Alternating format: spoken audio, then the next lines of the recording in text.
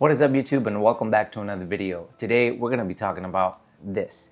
I'm assuming that you already know what this is, given that you clicked on this video, but if you don't know what this is an adapter by a brand called MEGADAP, and it allows Sony lenses to be mounted to the Nikon system, and in my case, the Nikon ZF. So one of the best things that mirrorless cameras in general have is that they allow you to adapt different lenses to them. So whether you're looking for a specific aperture or size or character that a lens might give you, adapting lenses would be the cheapest and most readily available thing that you can do. And I think that this is why mirrorless systems became so popular in the beginning. It's because they allowed creatives to adapt different types of lenses into their camera and really transform the image that was coming out of their camera and making it something that you could consider unique. And the case still holds true. I think that adapting lenses is a great way to have fun with your camera and experiment with different lenses, different flares, character, different types of bokeh, or basically whatever you're into. But this video is not about adapting lenses to Nikon. It's more specifically adapting Sony lenses to Nikon via this adapter right here. You see, I was a very long time user of Sony, and I was and still am to this day, very invested in the brand. I used to shoot with the Sony a7 III, then I bought an a7 IV and an FX3 is ZV-E1. And along the way, I started collecting lenses for the system. Albeit some of the lenses were on the cheaper side and some of them were more on the premium side because I do use cameras for professional work. So in most cases, I was looking for really good quality. But then somewhere along the way, I started to feel a little bored with Sony and I wanted to experiment with other brands. And the Nikon ZF came along and sort of made sense for me. I mean, as a camera, I thought it was very attractive. It had everything that I needed for a professional camera. It had all the dials that I could set up to my liking.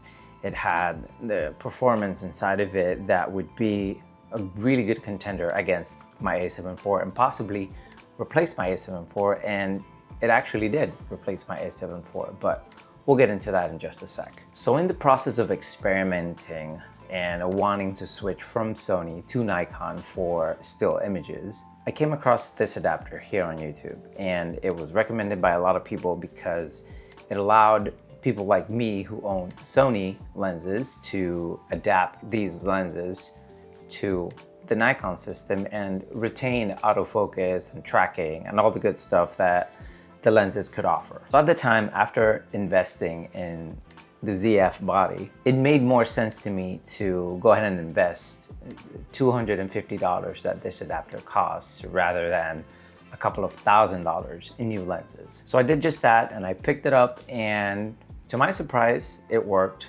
great. At the beginning, I didn't have any issues at all with adapting my Sony lenses to my Nikon ZF. Everything seemed to be working perfectly, and to some extent it was. But then things didn't go all that great. See, like I mentioned before, I was using this camera for professional work. And for me, in professional work, I don't really use prime lenses all that much. I rather use something like a 24-70 2.8 lens.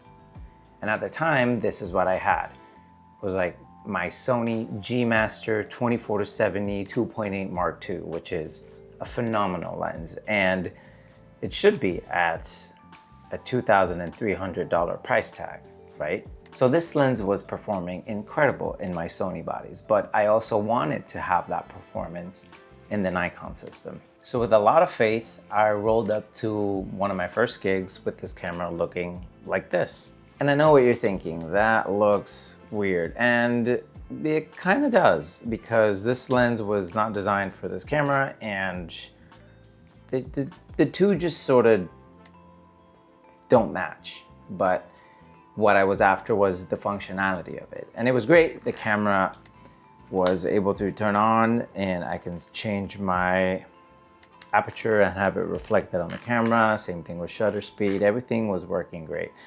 But in the heat of things, or when I was just actually, out there in the field doing some work, I started losing connection between the lens and the camera. And it kept forcing me to do a battery pull. And if you've ever experienced shooting tethered, losing connection with your camera and the computer and the files and all this stuff, it can get very messy very quick. So in that photo shoot, I had to keep on doing battery pulls, which obviously disconnected my system from the computer, and having to reboot everything again and reconnect it in order to keep on shooting. And I found myself very frustrated with the camera. And at that point, I thought it was a camera. I thought it was something wrong with Nikon. I don't know. Why is Nikon acting like this? Maybe this camera has some bugs or some things, and it was driving me crazy, and I was trying to keep my cool in front of my clients, but internally I was a mess. So after the shoot, I called my friend Marco, who also has a Nikon ZF, and he was also adapting lenses to it with the same adapter. And I told him, this is what's happening to me. This happened to me in the shoot. It happened multiple times. What do you think this is? And thankfully, he had already gone through something similar with the camera and the adapter. And it turns out that when you are performing quick zooms, which, if you're ever shooting lifestyle with models and they're moving around and all that stuff, and you want to get like a quick portrait and then zoom back out to get a wide shot, or they're moving quick and you're having to do this all the time, that's when the problem exists, or that's when the problem sort of surfaces for this adapter. You see, what happens is that when you have those quick zooms, and when you're maneuvering the camera like this, that little jerking motion at the end of the zoom range, or even at the beginning, causes the adapter and the camera to slightly disconnect for even a fraction of a second, and that in turn makes all the system lose connection entirely, which results in a lens that can't communicate with the camera no longer, and therefore you have to go ahead, perform a battery pull, reset your camera so that when it turns on, it sort of recognizes the lens all at once, and then you're able to go ahead and be shooting again. And that to me was enough of an experience to, while on the shoot, buy a Nikon branded lens 24-70 2.8, because I couldn't be experiencing that for a second time. So then the adapter went on my bag, and I was only using it on special occasions when I needed to use a lens that wasn't the 24-70 2.8 Nikon branded one, and it was supposed to be maybe something like a 16-35 or something like that. Now at this point, I wasn't fully invested in buying more Nikon lenses. I was still at the point of trying out the camera, even though I was using it almost every day in professional settings. But with the 24-70 range, I can do pretty much 98% of all the jobs that I have thrown my way. And it's only in some occasions that I need something a little bit wider than that. So at this point, my kit consisted in the Nikon ZF with a Nikon lens and adapted Sony lenses whenever I needed. But then again, more problems happened. I was in another job which required me to shoot a lot of wide angle perspective. And we were shooting on a tripod, no zooming, no nothing, just straight up camera on a tripod tethered to a computer and shooting wide scenes. And problem number 2 with the adapter happened with the Sony, what's the name of it? Hold on. So like I was saying, it happened with the Sony 16-35 f4 PZ lens, the most, brand new, internal zooming, all the stuff, Sony lens. And the thing that happened was that, and I didn't even notice this until quite a bit into shooting, was that the lens and the camera were not even communicating at all. And I don't know if it's because there has to be some sort of like firmware update for the adapter and the camera or the lens or something for them all to communicate. I know that typically with adapters that have electronic connections to cameras, there is a list of lenses that are approved and a list of lenses that aren't approved. So I'm assuming that this 16-35 f4 PZ lens does not fall into the category of approved lenses, but it was the one that I had at hand and the one that I needed to use for the job. And it wasn't working properly with the adapter. So again, another problem. Not that big of a deal at that point in time because I had other lenses that I could use, but still a bummer.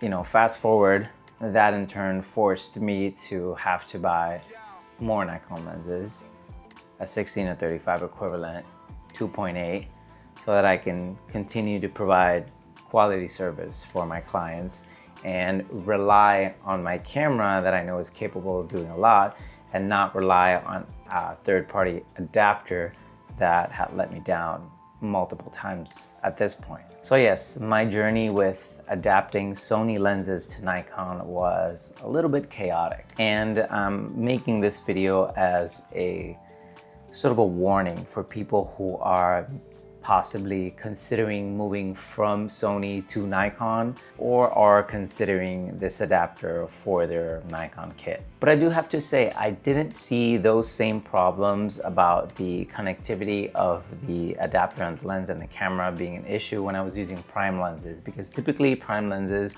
are smaller, lighter, and you don't really play with them a lot when you're shooting. Therefore, the risk of you nudging the adapter and the lens and the camera is far less likely. I will say this though, this adapter is very, very slim, and it's very low profile. In fact, it is so low profile that when adapting a Sony lens to the Nikon camera, it almost feels like it's a native lens. And I say almost because I know it's not a native lens, because if I was to give this camera to somebody who knows nothing about Nikon or Sony or anything like that, they wouldn't be able to recognize that there was an adapter here. In fact, the first times that I pulled this camera out on set around people who know about Sony and Canon and their photographers and videographers, they would look at it and be like, is that a Sony lens on a Nikon? How did you mount that there?